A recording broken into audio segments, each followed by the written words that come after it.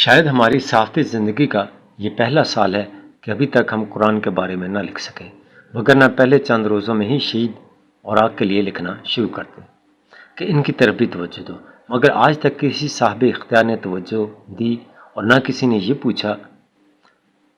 کہ جس کی حفاظتی قسم خود رب کعبہ اٹھائے، اگر ہم اس کے ایک صفحہ کو محفوظ کرنے میں اور اس کی عزت کرنے میں کامیاب ہو گئے تو اس کا اجر کیا ہوگا۔ میں بتانے اور سمجھنے سے قاصر ہوں، مگر یہ جانتا ہوں کہ جو کام خود رب کعبہ کرے وہ عظیم ہوگا۔ میں کبھی مایوس نہیں ہوا، مگر اس بار ضرور مایوس تھا کہ مہینوں سے اراضی اسکینڈل، اربوں روپے کے گھپلے اور نہ جانے کیا کیا، رمضان کے بابرکت مہینے میں نیک کام لوگوں کی مدد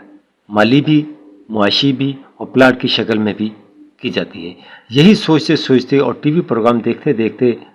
لیٹ کرتے گئے کہ کس سے کہیں کہ آؤ قرآن کو بھی ایک گھر دیں، آؤ شہید اور آگ کی بھی تعظیم کریں، آؤ غیر مسلموں کو توہین قرآن سے بچائیں، آؤ ہم بھی قرآن کی پکڑ سے بچنے کی کوشش کریں۔ قرآن حکیم دنیا کی وہ واحد کتاب ہے جو سب سے زیادہ پڑھی اور سنی جاتی ہے، اور اس کو یہ امتیاز بھی حاصل ہے کہ پوری کی پوری کتاب زبانی کروڑوں دلوں میں محفوظ رہتی ہے، اور اس کو یہ بھی مقام حاصل ہے کہ اگر اس کا کوئی صفحہ یا ایک لفظ بھی زمین پر پڑا نظر آ جائے تو فوراً اٹھا کر چوما جاتا ہے اور اونچی جگہ پر رکھ دیا جاتا ہے۔ یہ مقام دنیا کی کسی بھی مذہبی کتاب کو حاصل نہیں، اور یہ بھی حقیقت ہے معذرت کے ساتھ اس کے بے توقیری بھی بہت زیادہ ہے۔ کچھ لوگ ہو سکتا ہے کہ اس سے اختلاف کریں، مگر ذرا ٹھنڈے دل سے سوچئے گا کہ کیا یہ حقیقت نہیں کہ ہم بڑی محبت سے، عقیدت سے قرآن پاک کے نسخے کو گھر لاتے ہیں، اس کو خوبصورت کپڑے میں لپیٹتے ہیں، اونچی جگہ پر رکھتے ہیں، کھولنے سے پہلے اس کو آنکھوں سے لگاتے ہیں، چومتے ہیں، پھر اس کو کھولتے ہیں، یعنی اپنی تمام تر محبتیں نچھاور کرنے کے بعد اس کی تلاوت شروع کرتے ہیں۔ یہ بھی حقیقت ہے کہ جب یہ نسخہ پرانا ہونا شروع ہوتا ہے تو ہم آہستہ آہستہ اس کو پڑھنا چھوڑتے ہیں، اور جب اس کے اوراق شرید ہونا شروع ہو جائیں تو اس کو محبت سے اٹھا کر کسی مسجد کے ڈبے میں یا سڑک پر لٹکے ہوئے ٹین میں ڈال آتے ہیں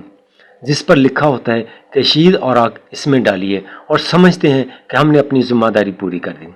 دل پر ہاتھ رکھ کر بتائیے کہ کیا ہم نے اپنی ذمہ داری پوری کر دی؟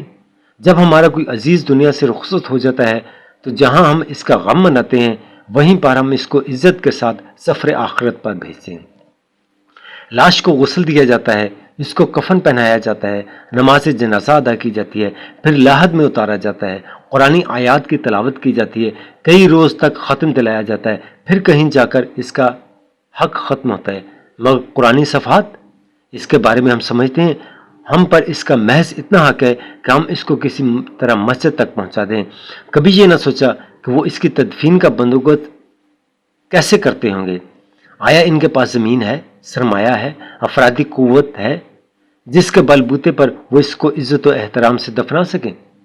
تو اس کا جواب نفی میں ہوگا، کیونکہ ہم نے اس طرف کبھی توجہ ہی نہیں دی۔ حالانکہ یہ کوئی مہنگا سودا نہیں، انتہائی سستا ترین سودا ہے۔ چند گز زمین دنیا میں قرآن کو دے دو اور اللہ کی کالونی میں نہ جانے کتنا بڑا محل لے لو، مگر یہ نظر نہیں آتا، نہ اس کی کوئی تعریف کرے گا، کیونکہ اس کا اجر تو آخرت میں ملے گا۔ مگر شاید ہم دنیا دار لوگ بھول جاتے ہیں کہ اللہ کبھی کسی کا ادھار اپنی طرف نہیں رکھتا، اور بقول حضرت رابعہ بصری قلندر 10 گنا لوٹاتا ہے۔ ذرا سودا کر کے تو دیکھو۔ ہم جب گاؤں جاتے ہیں جہاں کچی پکی پگڈنڈیاں ہوتی ہیں، سائیکل پر، موٹر سائیکل پر جوان نہیں بلکہ بوڑھے افراد کو اکثر دیکھتے ہیں جنہوں نے بوری رکھی ہوتی ہے شہید اوراق کی، اور پوچھنے پر بتاتے ہیں کہ اب اس کی زندگی کا یہی مشن ہے کہ مقدس اوراق کو بے توقیر ہونے سے بچا سکیں، اور گھر گھر جا کر، اور کئی لوگ ان کے گھر پر مقدس اوراق نہیں بلکہ آیات تو ایک ہوگی مگر اخباروں کے بنڈل ان کے گھر پھینکاتے ہیں۔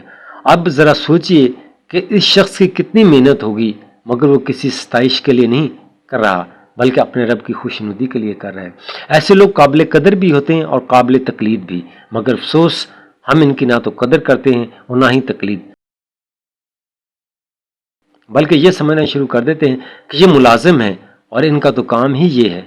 اپنی جیب سے نہ تو پیسہ نکالنے کی زحمت کرتے ہیں اور نہ اپنا وقت۔ میلوں اراضی پر کالونیاں بنا دی جاتی ہیں جس میں یہ دعویٰ کیا جاتا ہے کہ پاکستان کی سب سے بڑی مسجد پاکستان کا سب سے بڑا ہسپتال، پاکستان کا سب سے بڑا شاپنگ مال، پاکستان کا سب سے بڑا سوئمنگ پول، الغرض ہر بڑی سے بڑی چیز بنائی جائے گی، مگر افسوس اگر کسی بھی جگہ چند مرلے مخصوص نہ ہوں گے تو وہ قرآن محل کے لیے نہ ہوں گے۔ حالانکہ اگر محض 10 مرلے ایک ہاؤسنگ اسکیم میں قرآن محل کے لیے مختص کر دیے جائیں تو یہ 10 مرلے آنے والی کئی نسلوں کے لیے کافی ہوں گے۔ اور اس کا سب سے بڑا فائدہ یہ ہوگا کہ اگر ہر سکیم میں ایک قرآن محل کی جگہ مختص کر دی جائے تو قرآنی اوراق کی بے توقیری سے نہ صرف یہ کہ غیر مسلم بلکہ ہم بھی بچ سکیں گے۔ گزشتہ کئی سالوں سے ہم بحریہ ٹاؤن کے ملک ریاض صاحب کی توجہ اس طرف مبذول کرانا چاہتے ہیں جس میں